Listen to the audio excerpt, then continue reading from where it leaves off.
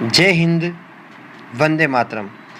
दोस्तों, आज की इस वीडियो में हम पढ़ेंगे साइंस के 40 क्वेश्चन। यदि ये क्वेश्चन आपको अच्छा लगे तो कमेंट जरूर करें। तो प्रथम क्वेश्चन है, वैज्ञानिक गार्नियर द्वारा खोजी गई कोशिकांग अंतःपराद्रव्य जालिका। कोशिका का शक्तिगृह माइटोकॉन्ड्रिया को कहते हैं। सेल्स का पावर हाउस। कोशिका सिद्धांत का प्रतिपादन स्लाइडेन व स्वान द्वारा किया गया। कोशिका का निम्न भाग निर्जीव होता है, तो कोशिका भित्ति है वो निर्जीव होती है। सबसे बड़ी कोशिका दोस्तों, बहुत आसान क्वेश्चन है, शुतुरमुर्ग का अंडा।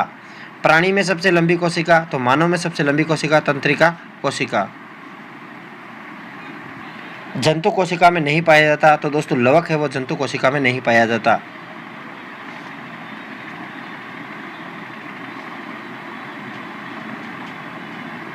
तो इनमें से कौन सा जंतु कोशिका में अनुपस्थित है? तो दोस्तों जंतु कोशिका में लवक, कोशिका भित्ति और बड़ी रिक्तिकाएं अनुपस्थित होती है। उपयुक्त सभी। पादप कोशिका में नहीं पाया जाता, तो दोस्तों पादप कोशिका में तारक काय नहीं पाया जाता है, जबकि लवक राइबोसोम पाया जाता है।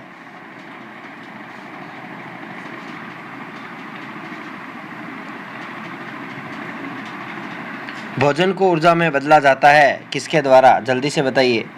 भोजन को ऊर्जा में बदला जाता है किसके द्वारा? जल्दी से बताइए दोस्तों। तो माइटोकॉन्ड्रिया द्वारा।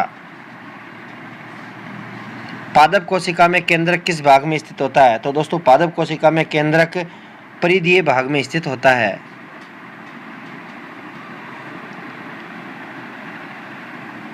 कोशिकाएं जिनमें विभाजन नहीं होता वह है, तो वह कौन सी कोशिकाएं जिनमें विभाजन नहीं होता? तो कौन सी कोशिकाएं नहीं टूटती है दोस्तों?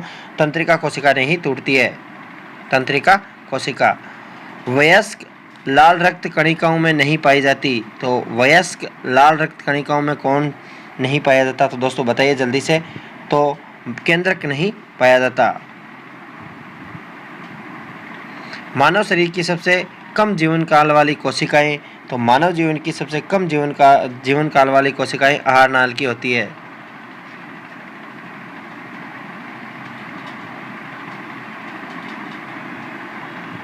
मानव शरीर की सबसे अधिक जीवन काल वाली कोशिकाएं, तो दोस्तों आहार नाल तो सबसे कम की है, तो सबसे अधिक कौन सी होगी? मस्तिष्क की कोशिकाएं। 1 ग्राम ग्लूकोज में ऑक्सीकरण से उत्पन्न ऊर्जा की मात्रा क्या होती है दोस्तों? जल्दी से बताइए। 4.1 किलो कैलोरी होती है।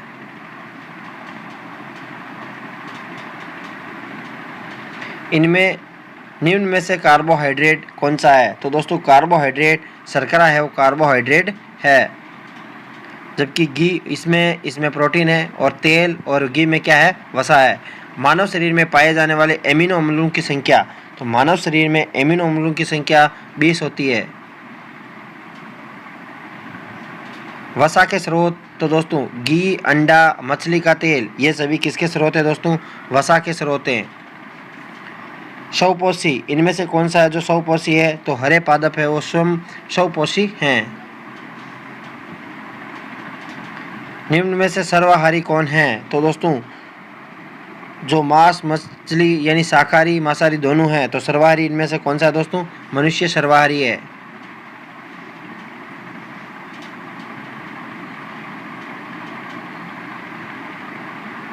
जोंक पोषण के आधार पर किस प्रकार का प्राणी है? तो दोस्तों जोंक एक क्या है? रुधिरहारी, जो जानवरों के आप देखते हैं। निम्न में से कीटहारी जंतु कौन सा है? तो कीटहारी जंतु कौन सा है दोस्तों? जल्दी से बताइए।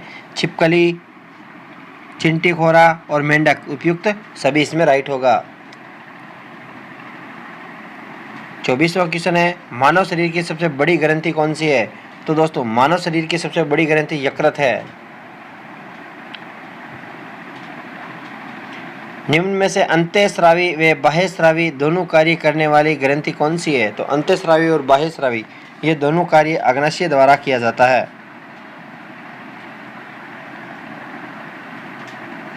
आमाशय में भोजन का पाचन का माध्यम क्या होता है दोस्तों? तो आमाशय में भोजन के पाचन का माध्यम दोस्तों अम्लीय होता है। क्या होता है? अम्लीय। रक्त में बिलीरुबिन की मात्रा बढ़ने से कौन सा रोग हो जाता है? तो बिलीरुबिन की मात्रा बढ़ने से रक्त में पीलिया रोग हो जाता है। यानी यदि हमारे रक्त में बिलीरुबिन की मात्रा बढ़ जाए तो पीलिया हो सकता है। बांझपन किस विटामिन की कमी से होता है? तो बांझपन विटामिन ए की कमी से होता है।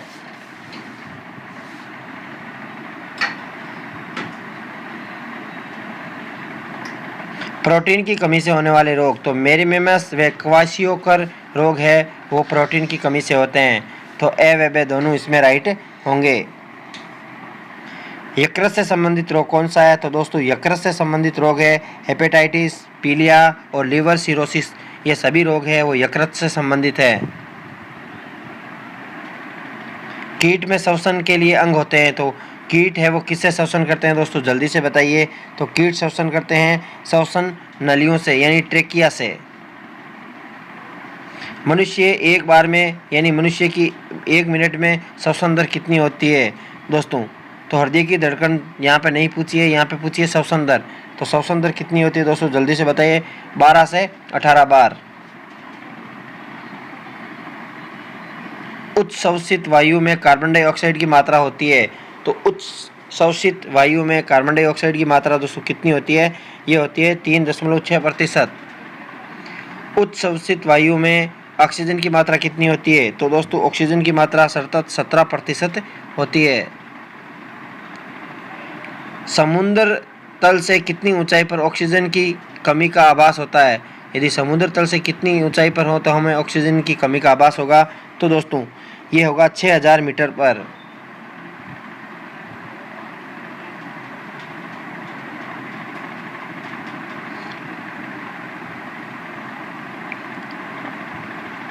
बिच्छू में श्वसन का अंग क्या होता है दोस्तों? तो बिच्छू में श्वसन का अंग होता है पुष्ट फुफ्फुस। श्वसन की दर बढ़ जाती है किस समय? श्वसन की दर किस समय बढ़ जाती है? जब हम व्यायाम करते हैं यानी योगा करते हैं। शरीर तापमान बढ़ने पर, तनाव व विपत्ति के समय हमारी श्वसन दर है वो तेजी से हो जाती है।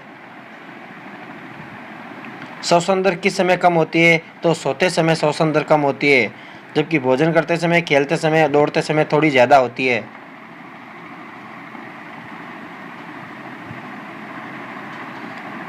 यानी बुखार में तेज श्वास का कारण क्या है? यदि बुखार में तेज श्वास आता है उसका क्या कारण है दोस्तों?